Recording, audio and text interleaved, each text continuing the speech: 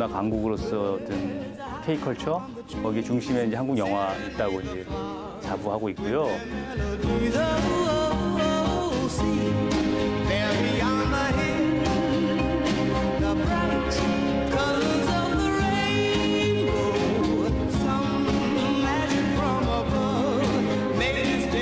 영화를 기록하고 기억하는 공간으로 영화 스틸컷, 시나리오북, 영화에 촬영할 때 쓰여졌던 의상들, 소품, 오브제 등을 관람하실 수 있습니다.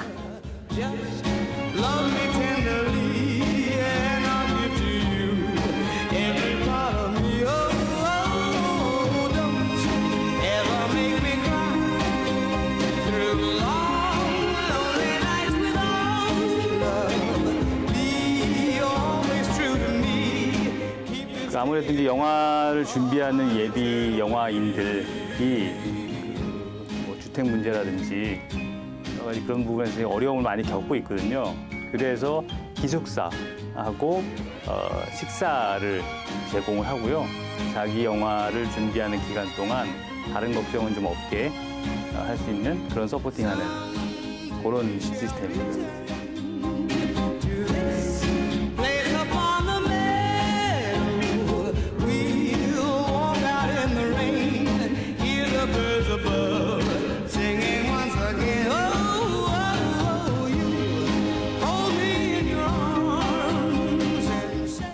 여러분 안녕하십니까? 경기와 인천 지역의 주요 현안을 집중 분석하는 인사이드 경인입니다. 오늘은 영화 얘기를 해보려고 합니다. 경기도 파주하면 출판 도시로 유명하죠. 그런데 파주가 영화로까지 그 영역을 확대해 종합 문화도시로의 도약을 꿈꾸고 있습니다. 그 중심에 파주에 자리 잡은 명필름 아트센터와 영화학교인 명필름 랩이 있는데요. 지난 26년 동안 주옥 같은 영화를 만들어 온 명필름이 이번에 관심을 가질 만한 영화를 개봉했다고 합니다. 청년 전태일의 삶을 담은 애니메이션 영화 테일입니다. 오늘 논의를 위해 명필름 공동대표 두 분 모셨습니다. 먼저 심재명 대표 자리하셨습니다. 안녕하십니까? 예, 네, 공동대표이시죠? 이윤 대표님 자리하셨습니다. 안녕하십니까? 예, 안녕하십니까? 예, 영화 테일이가 개봉을 했는데 이 대표님 어떤 영화인지 먼저 간단히 소개를 좀 부탁드릴까요? 영화 테일이는 전태일 열사의 삶을 담고 있는데요. 90분이라는 시간에 다 담을 수 없어서 어린 시절 그 고생하고 가난했던 시절 이야기를 그 프롤로그로 처리했고요. 몽타주로 처리했고 실제 영화 본편 내용은 전태일 열사가 미싱사에서 재단사가 되기로 마음먹고 재단 보조가 돼가지고 노동자 생활을 쭉 하다가 나중에 분신하기까지 일대기를 다루고 있습니다. 네, 그렇군요. 굉장히 이게 준비도 좀 오래 걸렸고 그다음에 또 고생도 많으셨다고 그러는데 어떻습니까? 개봉하시니까 소감 어떠십니까?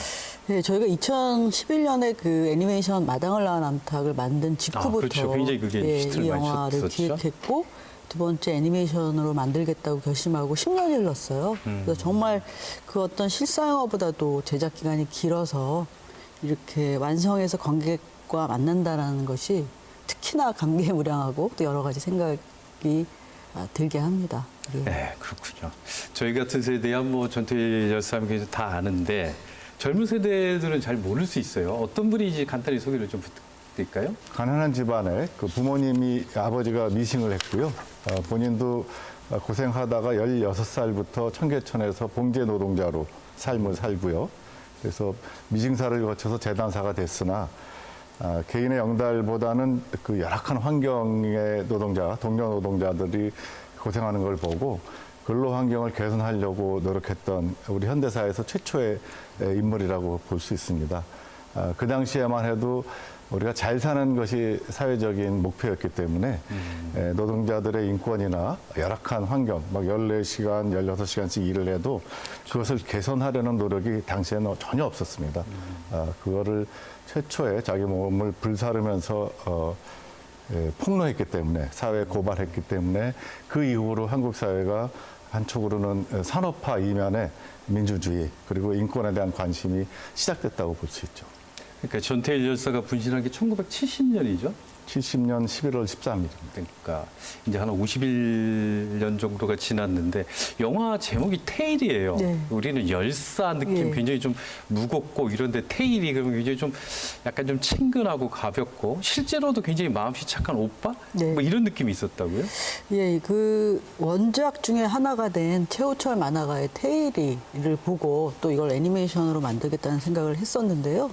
말씀하셨다시피 여기서의 테일이는 90년도 박광수 감독님이 만든 아름다운 청년 전태일 같은 경우에는 지식인과 전태일의 삶을 이렇게 나란히 했다면 그건 직접적으로 전태일의 인물 속으로 들어가서 이야기를 풀어가는 방식인데 그러다 보니까 제목처럼 그냥 우리 옆집의 친구, 오빠, 동생 같은 그런 아주 평범하고 착한 그런 청년으로 그려집니다. 그래서 함께 일하는 어린 여공들을 불쌍히 생각해서 뭐 풀빵을 사준다거나 폐병 걸린 동료를 외면하지 않고 함께 모금 운동을 안고 함께 이제 잘 살아가는 방법을 생각하는 아주 따뜻하고 선한 그런 청년으로 이 애니메이션에 담겨지고 있습니다. 근데 어쨌든 이 영화를 보는 많은 사람들, 특히 MZ세대 같은 경우가 이 영화를 보고 어떤 느낌을 가질까 이런 것도 좀 고민되는데 신 대표는 어떤 의도가 좀 있으신가요? 글쎄, 요즘 그 우리 사회에서 2030 세대의 어떤 빈곤이라든가 취업 문제라든가 이런 것들이 굉장히 중요하게 다뤄지고 이야기되고 있잖아요.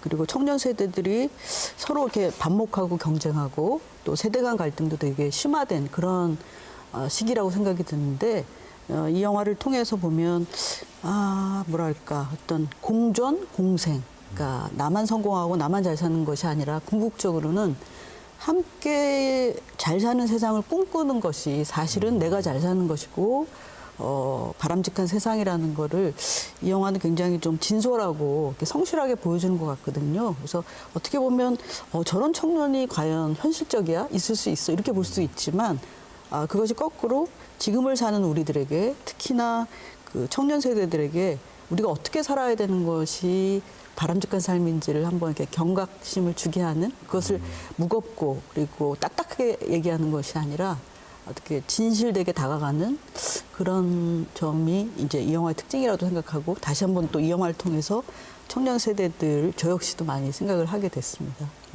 그렇군요. 근데 이제 전태일 열사 하면 이제 전태일 평전이 일단 있고 아까 말씀하신 그다음에 또 아름다운 청년 전태일 이런 영화도 있었고 이번에 이제 만들어진 테일이라는 영화가 있는데 어떤 차이가 좀 있을까요? 1995년에 나온 아름다운 청년 전태일은 전태일의 삶도 다루지만 그 삶을 전태일이라는 소식을 접하고 이제 글을 쓰고 있는 지식인의 입장에서 그러니까 문성근 씨가 그 지식인 조영래 변호사 역할을 했었고요. 홍경인이라는 배우가 이제 전태일 열사 역을 하면서 지식인의 생각 속에 나오는 전태일. 그래서 어떻게 보면 좀 간접적으로 다뤄졌다고 볼 수 있는데 이번 애니메이션은 평전에서 나와 있는 전태일의 거의 대부분의 이야기를 좀 압축해서 있는 그대로 담았다고 볼 수 있을 것 같습니다. 그렇군요. 아까 이 대표님께서 그때 전태일 평전 읽고부터 이 영화를 만들고 싶었다라는 얘기를 하셨는데 이렇게 좀 한 30년 이상 지나고 나서 이렇게 만들어진 이유는 있습니까? 30년 전에는 시나리오 쓰는 게 굉장히 힘들었던 것 같아요. 그래서 결국 현실화시키지 못했고 마침 95년에 나온 아름다운 청년 전태일 때문에 또 영화를 또 다시 서둘러서 만들 필요도 없었죠. 그렇죠. 그런데 2011년에 저희가 그 테일이라고 하는 지금 원작이 되는 최우철 작가의 만화를 보고 이 이야기라면 눈높이를 낮춰서 만화로 온 가족이 볼 수 있는 재미있는 이야기로 만들 수 있겠다 이런 생각을 했고 10년이 돼서 만들어진 거죠. 그렇군요. 근데 그러니까 원작 만화가 있었던 거군요. 그 테일이라는. 네.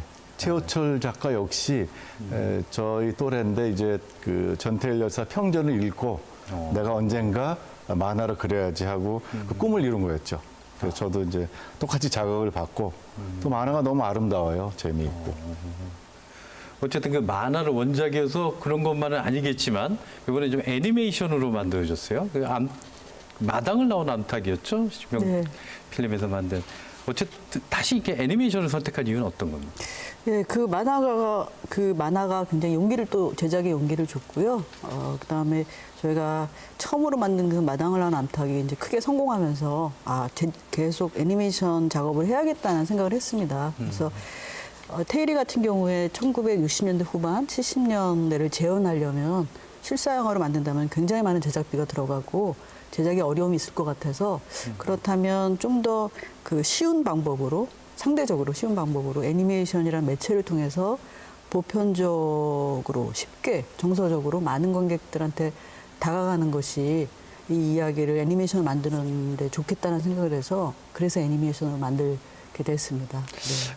지금 말씀드리면 이제 마당을 낳은 암탉 굉장히 그때 성공한 흥행에도 네. 그다음에 작품성도 네. 인정을 받은 영화인데 그때 이 성공이 좀 자신감 네, 그럼요. 그 성공이 이제 굉장히 용기를 줬죠. 자극이 됐고 저는 이제 지속적으로 또 애니메이션을 우리 영화 산업 안에서 만들어야겠다, 필요하다는 생각을 하고 있었거든요. 네. 지금 그 대표님 뒤에 나오는 그 애니메이션 네. 그림 같은 것들이 보면 좀 따뜻하다 이런 느낌이 조금 드는데요. 전태일 이야기가 애니메이션으로 어떻게 제작됐는지 궁금하시는 분이 있으실 텐데요. 예고편을 보고 말씀을 이어가겠습니다. 한번 보시죠. 태일아, 꼭 가야 되나? 공부는 나중에 해도 늦지 않으니까 우선 돈 벌 궁리부터 해. 자네같이 성실한 사람 처음이야. 이래 단박에 재단사가 되고 참말로 대견태일. 이번 달은 좀 적어. 자네가 알아서 적당히 나눠줘. 재단사가 되면 뭐든 할 수 있을 거라 생각했는데 막상 아무것도 할 수가 없네.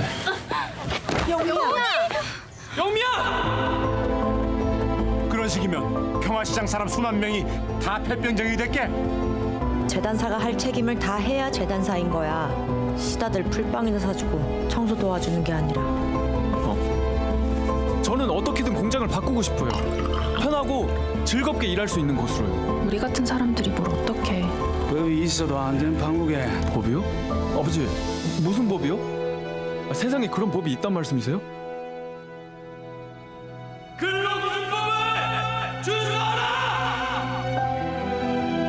혼자서는 아무것도 할 수 없습니다. 불쌍한 우리의 여동생들을 우리 힘으로 보호합시다. 테일이 하는 일 말리지 말거라. 사장, 공무원, 경찰도 지키지 않는 법인데 무슨 소용이 있어. 태워서라도 알리자. 네, 예고편만 봐도 약간 좀 먹먹해지는 뭐 그런 게 좀 있는데 이렇게 보니까 전태일 여사가 굉장히 뭐 투사 이미지보다는 굉장히 착하고 자상한 오빠 이런 느낌이 좀 많은 것 같아요. 예고편을 봐도. 어떻습니까?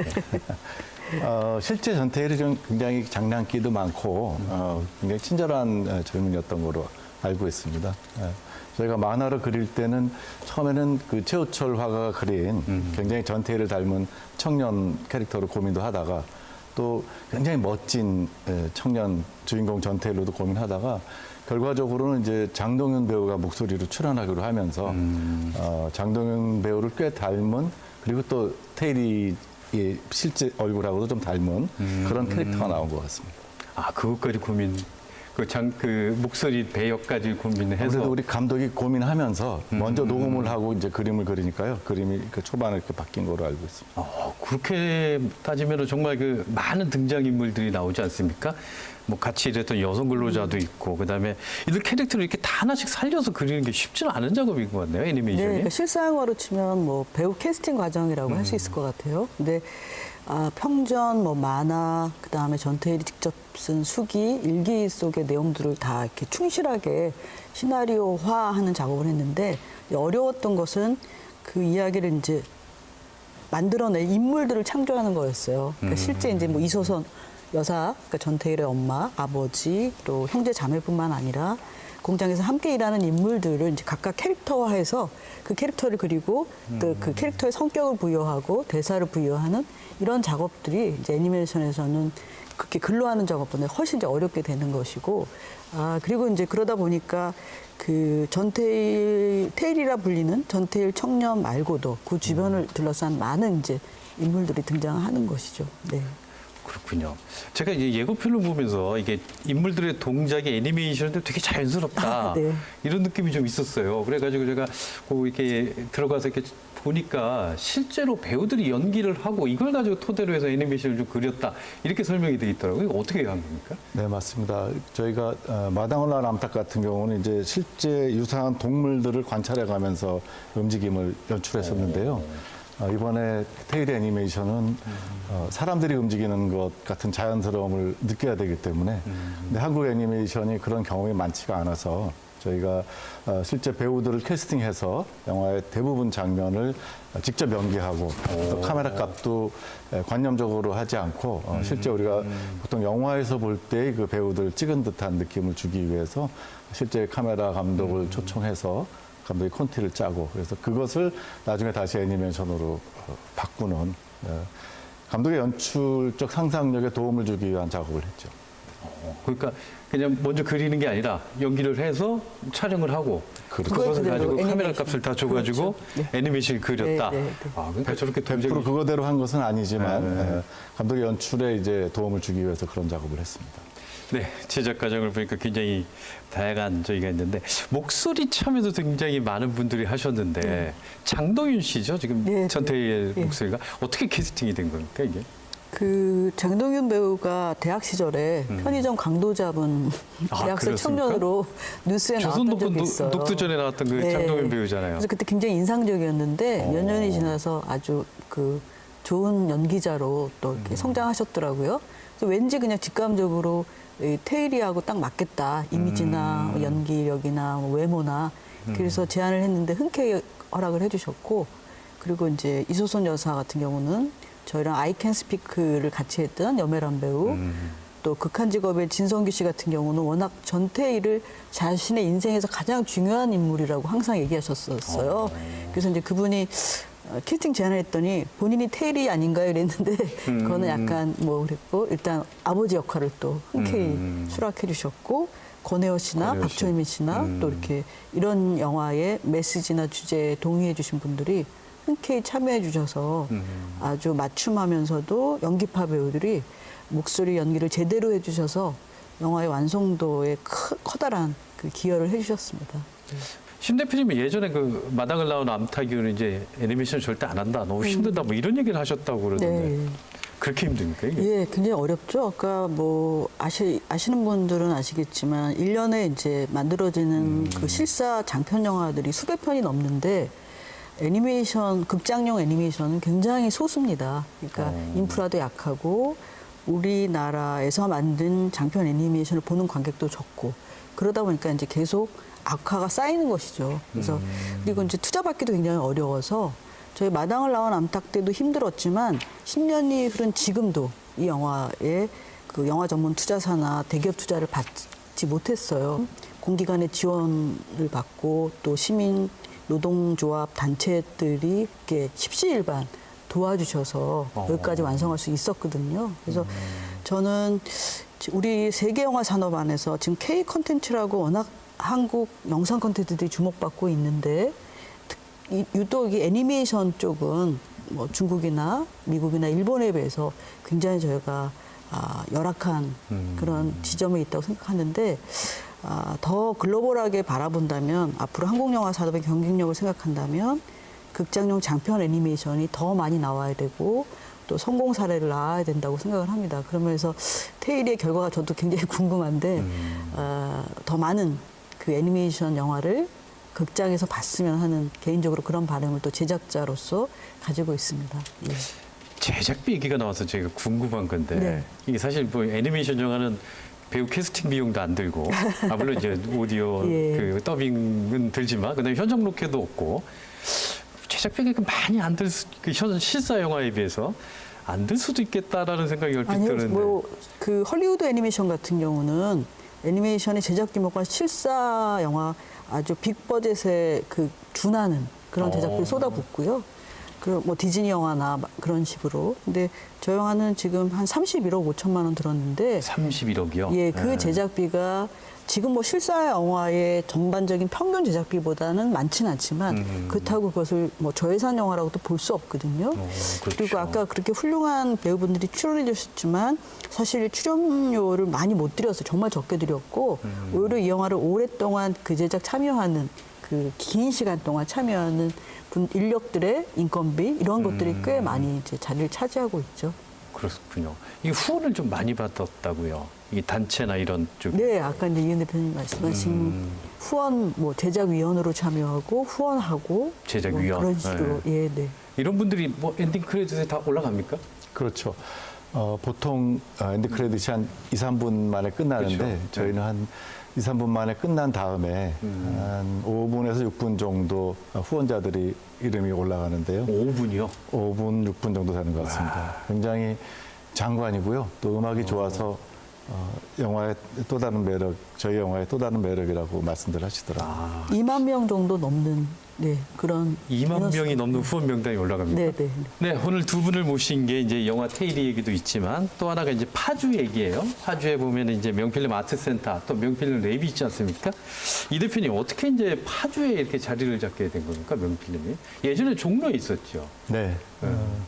저희가 종로에 있었는데 그 파주 출판 도시가 출판인들이 만든 도시예요. 그렇죠. 근데 그분들이 한 46만 평 되는 도시를 앞에 24만 평을 먼저 출판의 도시로 시작을 하고 이어서 2단계로 나눠서 개발을 했는데 2단계에는 영화사들을 초대했습니다.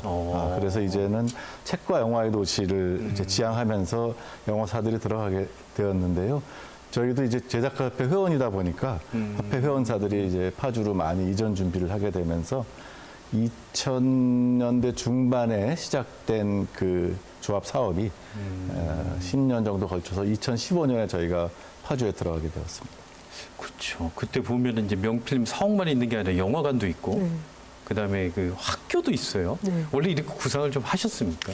아니 저는 개인적으로 그런 구상을 하지 못했고 이은 대표가 그런 꿈을 꿨고 또 주도했고 저는 이제 함께 영화사를 운영하는 입장에서 동의한 셈이죠. 근데 민간 영화사라고 그래야 되나요? 영화 제작사가 이렇게 영화관이나 또 뭐 명필름 랩이라는 또 그 교육의 형태로 영화를 만드는 이런 것들을 운영하는 게 굉장히 드문 일이고 흔치 않은 일이어서 사실 지금 현재도 굉장히 부담도 많이 되고 또한 그 운영에 대한 또 앞으로에 대한 책임감도 많이 느끼고 있습니다. 이렇게 말씀을 들어보니까 심 대표님은 하고 싶지 않았는데 이 대표님의 꿈이라 했다 이런 말씀 느낌이 좀 있는데 이 대표님은 이런 꿈을 원래 꾸셨습니까? 네, 제가 조금 이상주의자 편이고요. 심 대표님은 굉장히 현실적이고 조화가 잘 되고 있고요. 저희가 이 명필름 15주년 때 이미 파주로 갈 생각을 했고 파주로 갈 경우에 그냥 프로덕션만 지을 것이냐 그러면서 같이 의논을 했습니다. 그래서 거기서 영화도 만들고 또 후배 영화인들도 양성하고 관객들도 만나고 그 세 가지를 같이 하자 그렇게 약속을 하고 발표를 했습니다. 그래서 20주년이 될 때 파주에 그 세 가지를 준비해서 들어가게 되었죠. 네, 그렇군요. 어쨌든 저희가 이제 경기 파주에 있는 명필름 아트센터를 영상에 담아왔는데요. 함께 가보실까요?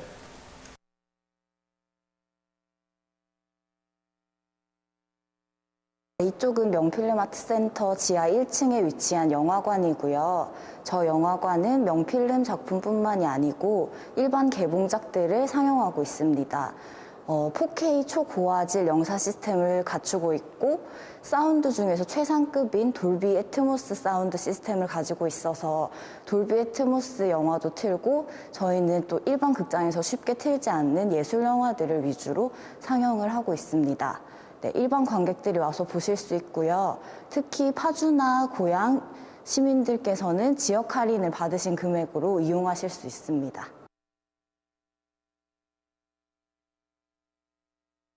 여기는 명필름 아트센터 2층에 위치한 공연장입니다. 보시다시피 블랙박스 형태의 시어터로 구성되어 있고요. 이런 장소에 장점은 어느 형태의 공연이든 다 가능하도록 만들어져 있습니다. 원래는 저희 명필름 영화를 연극이나 뮤지컬로 만들어서 공연하고 싶다는 목표를 가지고 있고, 현재는 촬영이나 행사 목적의 대관으로 주로 이용하고 있습니다.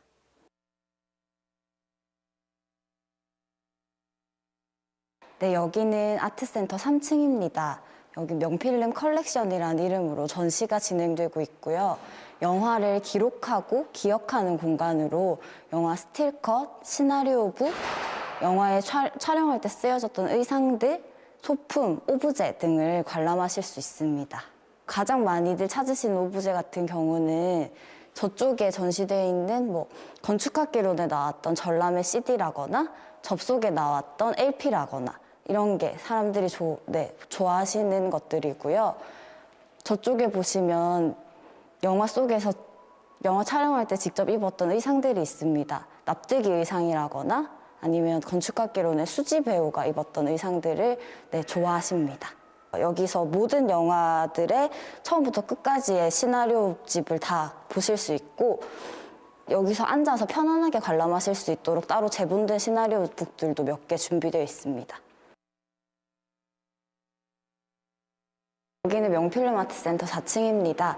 마당을 나온 암탉 컬렉션으로 꾸며져 있고요. 한국 애니메이션 사상 최고 흥행작이었던 마당을 나온 암탉, 처음 초기 제작 과정부터 완성까지의 과정이 모두 담긴 전시가 진행되고 있습니다. 마당을 나온 암탉은 2011년 7월 28일에 개봉해서 개봉한 지 112일 만에 220만이라는 흥행 성적을 기록했고요. 이 기록은 한국 애니메이션 사상 최고 흥행 기록으로 아직까지 깨지지 않고 있습니다. 그리고 CCS 판타스틱 영화제를 비롯해서 유수 영화제에서 수상을 한 경력이 있습니다. 그리고 옆에는 명필름 랩이라고 명필름에서 새로운 영화인들을 육성하기 위한 프로젝트를 진행하고 있는 곳이 있습니다. 충무로에 새로운 좀 영화 인재들을 양성해서 내보내면 저희도 좋고, 그리고 한국 영화계에도 좋을 것 같으니, 그러면 이제 그런 영화 인재들을 모아서 저희들이 학교를 만들고, 그래서 그분들이 영화를 만들어서 나가면 선순환이 되지 않을까? 그래서 만들게 된 취지는 그렇습니다. 명필름. 아무래도 이제 영화를 준비하는 예비 영화인들이 주택 문제라든지 여러 가지 그런 부분에서 어려움을 많이 겪고 있거든요. 그래서 기숙사하고 식사를 제공을 하고요. 자기 영화를 준비하는 기간 동안 다른 걱정은 좀 없게 할 수 있는 그런 서포팅하는 그런 시스템입니다. 저희는. 한국 영화가 이제 요즘 OTT들 들어오면서 더더욱 이제 해외에 많은 팬들이 생기고, 문화 강국으로서 어떤 K컬처 거기 중심에 이제 한국 영화 있다고 이제 자부하고 있고요. 그렇게 되기까지, 그리고 앞으로 더 이제 발전하기 위해서는 저희 랩의 설립 취지처럼 새로운 영화를 만들 수 있고 그 문화를 좀 선도할 수 있는 그런 많은 인재들이 조금 좀 편안하게 자기 영화를 준비하고 할 수 있는 그런 터전이 좀 필요한 것이고요. 저희 거기 어떤 일조할 수 있는 그런 곳에 저희의 좀 보람 같은 것이 있을 것 같다고 생각합니다. 2년 동안 코로나 때 명필름 아트센터 운영은 좀 쉽지 않았겠어요. 집에서 TV로 또 OTT나 이런 걸로 영화를 보는데 되게 익숙해졌단 말이에요. 지금 한 2년 동안. 이런 것들을 개선하려면 영화 쪽에서 극장으로 와서 볼 만한 어떤 매력? 이런 것들을 좀 제시해야 될 거라고 보이는데 그런 것에 대한 생각 좀 있으신 게 있으신가요? 영화관은 어떤 강제적 상황이 생기잖아요. 그렇죠. 영화 시작할 때쯤 불이 꺼지고 깜깜한 곳에서 많은 사람들과 함께 그 영화를 감상하는 그런 경험을 하는데, 그런 어둠 속에서 보는 영화만의 매력? 그런 것들을 온전히 느낄 수 있는 그런 영화적인 영화들이 앞으로 영화관에서 보여줄 수 있는 경쟁력 아닌가라는 생각을 하고 있고요. 또 어떻게 보면 꼭 영화관에서 보는 것만이 영화인가? 라는 어떤 고정관념도 이제는 좀 바뀌어야 되지 않을까. 그러니까 다양한 채널을 통해서, 다양한 플랫폼을 통해서 다양한 공간을 통해서 만나는 것이 미래의 영화가 아닌가 이런 생각을 합니다. 네. 네, 그렇군요. 어쨌든 그 지금 명필름 랩 이게 영화 학교지 않습니까? 네. 이 운영은 어떻게 됩니까? 그 시스템은 저희가 매년 영화 연출을 지향하는 데뷔하고자 하는 감독의 작품을 받고요. 또 시나리오 작가가 되려는 작가들의 작품을 받고 해서 심사를 해가지고 소수의 학생들을 뽑습니다. 네, 그리고 연출의 경우에는 직접 영화를 연출하고 데뷔하게 되고요. 제작을 해서. 또 작가 같은 경우는 저희가 제작을 하는 게 아니어도 그 작품이 다른 곳에 팔리거나 다른 곳에서 제작돼서 데뷔할 수 있게 그런 데뷔하는 영화 인력을 양성하는 시스템이라고 보면 되겠습니다. 아, 그러니까 영화에 대해서 교육을 하는 프로그램이 아니라 실제로 영화 감독으로 데뷔하거나 이렇게 그렇죠. 하는. 저희가 가르치는 학교가 아니라 실제로 영화 제작을 하는 곳입니다. 아, 그렇군요. 그러니까 함께 영화를 만드는 곳이고, 근데 뭐 기존의 명필름에서 만든 영화랑 차이가 있다면 아직 데뷔하지 못한 예비 그 영화 감독들, 영화인들한테 기회를 주는 거고 경험을 공유하는 것이고 그런 것이 그 특징이라고 할 수 있죠. 네. 그래도 어쨌든 교육을 하고 그 실제 그 제작을 할 수 있도록 해주는데 비용이 좀 많이 들 텐데 이 그 돈을 좀 받습니까? 어떻습니까? 교육비? 아니요, 무상 기숙학교 형태로 랩이 운영이 되고 있는데요. 기숙학교고요. 네, 기숙사가 있고 거기서 먹고 자고 또 같이 이렇게 머리를 맞대고 시나리오를 고치고 영화 준비를 하고 또 특별할 때는 교육을 강의를 듣기도 하고 그렇거든요. 네, 그래서 뭐 거기 운영에 필요한 자금이나 또 명필름 랩에서 만드는 영화의 제작비 같은 경우는 그때그때 또 공기관의 지원을 받기도 하고 뭐 지자체 영상위원회에도 지원을 받기도 하고 또 저희가 마련하기도 하고 그렇게 해서 만들고 있습니다. 신 대표님 말씀 들어보니까 왜 반대했는지 좀 알 것 같은데 뭐 어떻습니까? 비용 조달하기가 쉽진 않을 것 같은데요. 네. 저희가 그 건축학개론이라는 영화를 만들었을 때 제주도에 그 촬영했던 공간이 카페로 남아 있고 저희 재단의 재산으로 되어 있습니다. 거기서 그 커피를 팔아서 올리는 수익이 또 저희 일종의 수입원이 되기도 하고요. 또 랩을 후원해 주시는 후원회원도 한 300분 계십니다. 그래서 거기서도 부족한 건 또 저희가 직접 조달하기도 하고요. 그렇군요. 지금 하여튼 두 분 말씀 들어보니까 이 대표님이 이렇게 돈 안 되는 일 이렇게 기획하고 만드는데 굉장히 좀 일가견이 좀 있으신 것 같다라는 어떤 뭐 사명감 때문입니까 이런 게? 사실 저희가 그 먹고 사는 데는 지장이 없습니다. 네, 그러면 더 버는 거를 굳이 어디다 써야 하냐면은 저희 그 모든 스태프들하고 영화인들하고 같이 만들어진 수익이기 때문에 나눠야 하는데 단지 그 금액을 나누면은 굉장히 너무 적은 액수라고 생각이 들었어요. 그래서 우리의 노하우를 담아서 후배 영화인들하고 영화를 만들 경우에 이것은 시간이 지나서도 가치가 있을 수 있겠다 이런 생각에 저희 둘이 공감을 하고 시작을 했죠. 공감을 했다고 했는데 그게 공감인지 그건 뭐 정확히는 잘 모르겠고요. 어떻습니까? 심 대표님 어떻습니까? 이제 영화 제작을 하려면 지금 그 영화학교에서 감독도 있을 수 있고 네. 작가도 필요하고 다양한 스텝이 필요하지 않습니까? 이런 분들은 어떻게 그 합니까? 저희가 모집 분야는 연출, 시나리오, 그다음에 촬영, 제작입니다. 초반에는 뭐 연기도 있었고 미술도 있었고 뭐 사운드 전공자도 있었는데 지금은 더 좀 소수 정예가 됐고요. 중심은 이제 영화 감독으로 데뷔할 연출 분야고 그 연출할 분과 함께 영화를 만들 제작, 촬영, 시나리오 전공하시는 분들을 지금 전형으로 뽑고 있죠.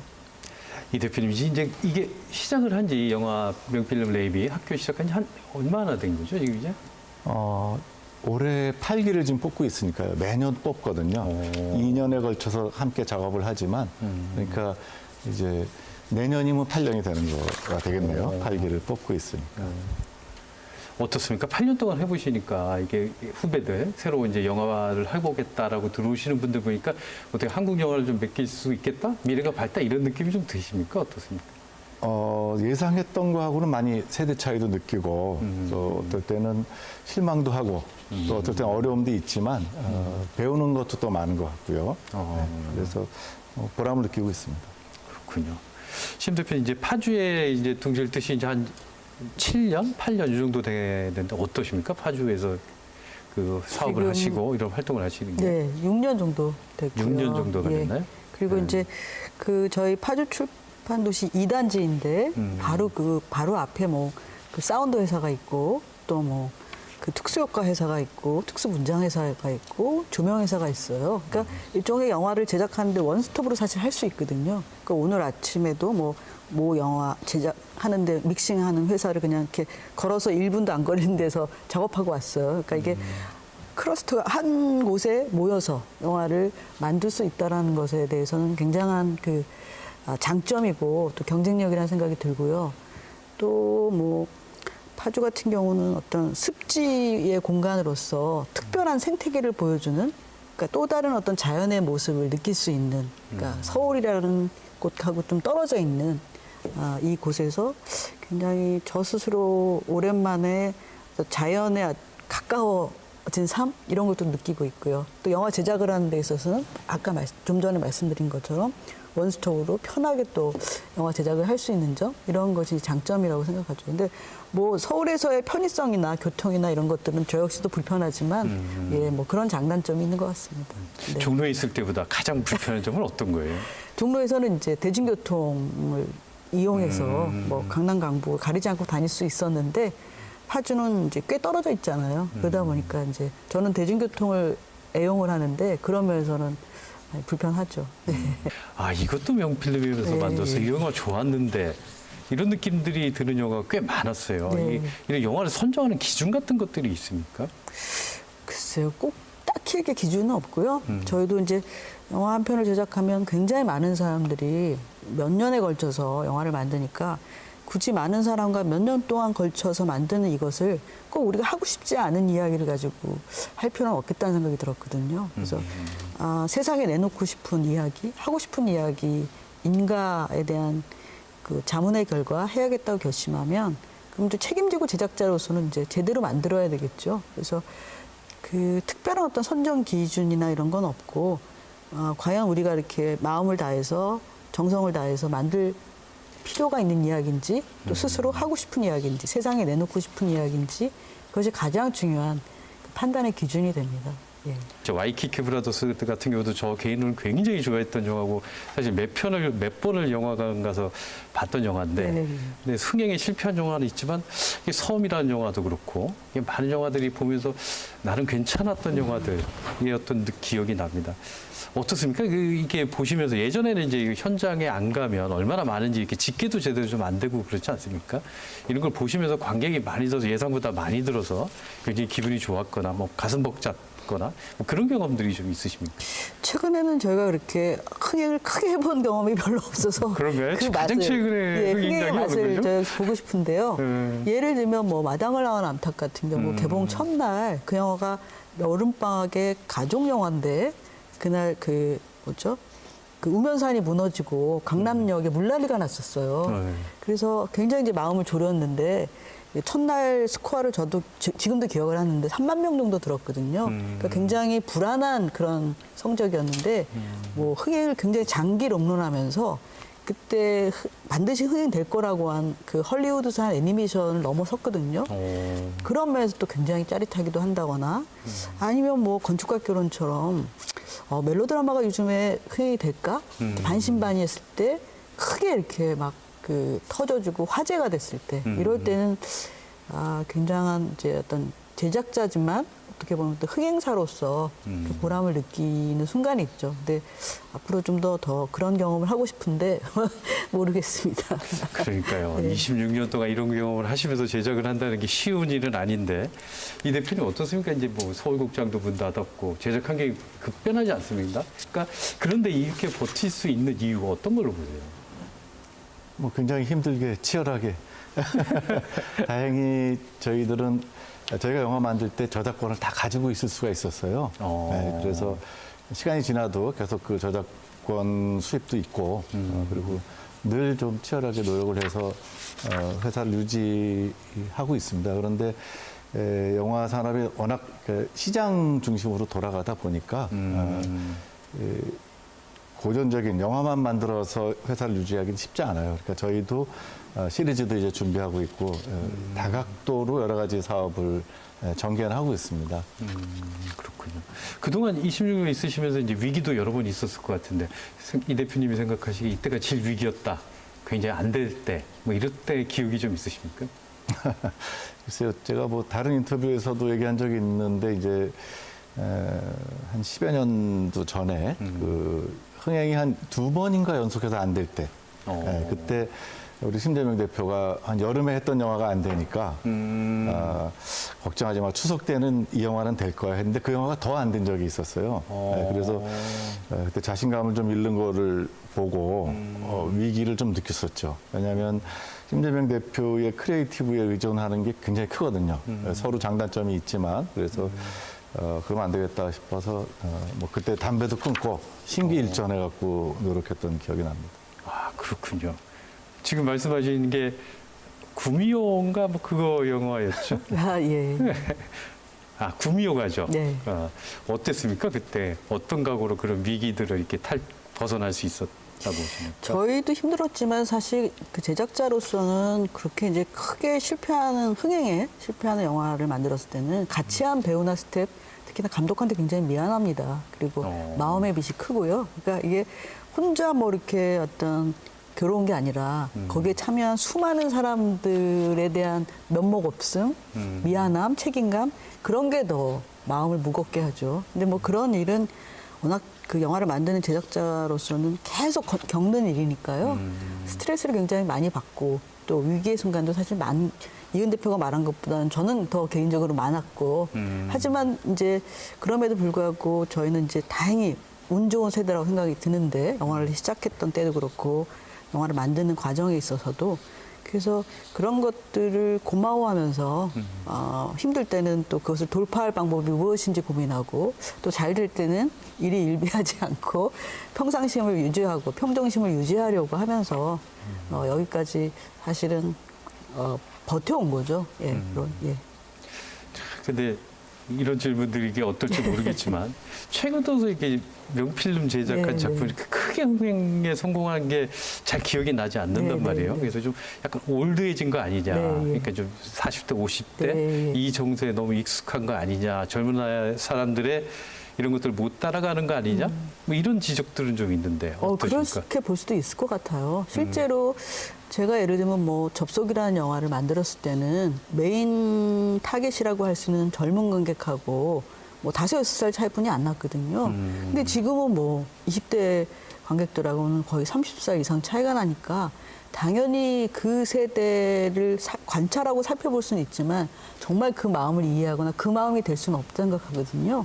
그러니까 그런 면에서 올드해졌다, 뭐 경쟁력이 떨어졌다 이런 지적이 당연하다고 저는 생각을 하고 그것을 뭐 극복할 수 있는 방법은 저희 세대가 또 잘할 수 있는 영화가 무엇인지 또 젊은 세대가 할 수 없는 이야기 우리가 제 세대 제가 경험한 것을 영화로 만드는 것에 그 어떤 그 경쟁력을 찾는다거나 그리고 또 저희보다 어린 분들을 젊은 분들하고 머리를 맞대고 그들을 따라가면서 또 영화를 고민하고 만드는 것 그것이 유일한 뭐 해결 방법 아닌가 그렇게 생각합니다. 그러니까 지금 한국 영화판이 물론 이제 그 명필름이 영화판에서 좀 큰 주류 중에 하나지만 전체를 보면 이제 중소기업 아닙니까? 이제 거대 자본들이 이제 오징어 게임이나 이런 거에서 이제 굉장히 잘 되긴 했지만 거대 자본 중심의 문화산업 이런 것들이 폐해도 굉장히 많을 것 같은데요.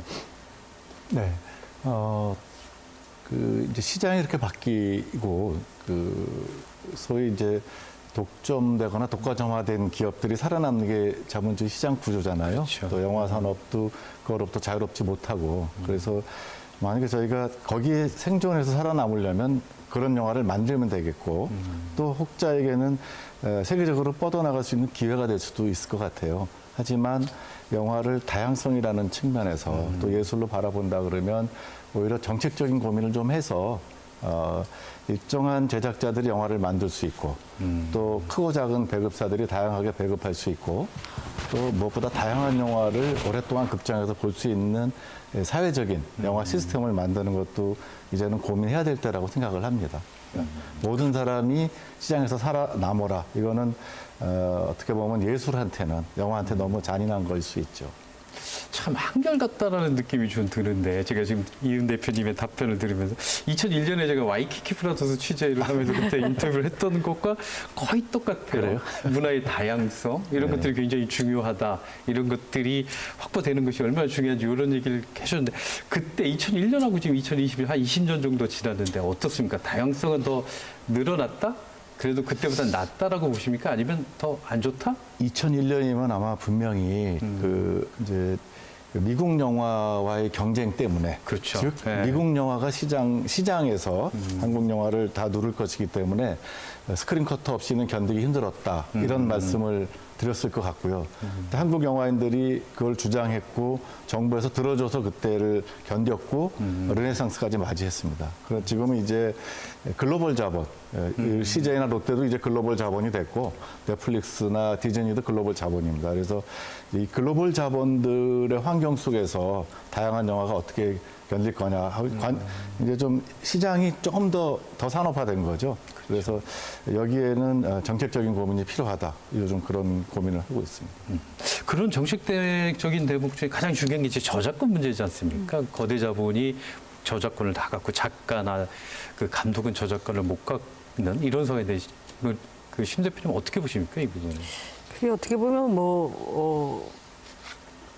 미국 중심의 세계적인 추세라는 생각이 드는데 그 얘기만 가지고도 밤을 새워야 할 판인데요. 그냥 간명하게 말씀을 드리면 창작자를 존중하는 그런 관점이 굉장히 필요하다는 것이고 이를테면 그 동네 상점, 중소기업 그리고 그들이 만들어내는 것들의 소중함 그것을 존중하는 그런 관점이 지금 어느 때보다도 필요한 것이고 그거를 바꿔 말하면 이은 대표 말한 것처럼 항상 우리는 그 영화의 다양성뿐만 아니라 문화의 다양성이라는 가치가 굉장히 중요한 그런 그 가치라는 생각을 하고 있습니다. 예. 네, 그렇군요. 어쨌든 오늘 두 분 모시고 이제 애니메이션 테일이 또한 이제 명필름 아트센터 한국 영화 이야기를 하고 있는데요. 어쨌든 이제 테일이가 잘 돼야 될 텐데 어느 정도 관객이어야 그 수지를 맞출 수 있습니까? 이게? 수지를 맞추는 관객 수는 한 110만 정도로 예측하고 있습니다. 110만인데 어쨌든 수지만 맞춰도 될 거 아니고 목표가 있다면 어떻습니까? 그 손익분기점을 돌파한다고 한다는 건 굉장한 의미가 있다 생각해요. 이 애니메이션 그렇죠. 같은 경우 굉장히 그 성적을 내기가 참 어려운데 근데 궁극적으로는 저희가 세운 그 애니메이션 사상 최고 흥행 성적인 마당을 낳은 암탉에 220만 관객을 조금 넘었으면 하는 것이 아주 초목표입니다. 궁극적인 바람이죠. 네. 그렇군요. 그거보다 좀 많이 높았으면 좋겠네요. 아닙니다. 뭐 거기까지는 바라지도 않습니다. 예, 오늘 두 분 말씀 잘 들었고요. 성공이 있기를 기원합니다. 네, 예, 불러주셔서 감사합니다. 네, 영화 테일이가 흥행에 성공을 하고 또 그 성공을 기반으로 파주가 종합문화도시의 기틀을 확립하는 계기가 되기를 기원해 봅니다. 오늘 인사이드 경인 여기까지입니다. 다음 주에는 더욱 알찬 내용으로 찾아뵙겠습니다. 고맙습니다.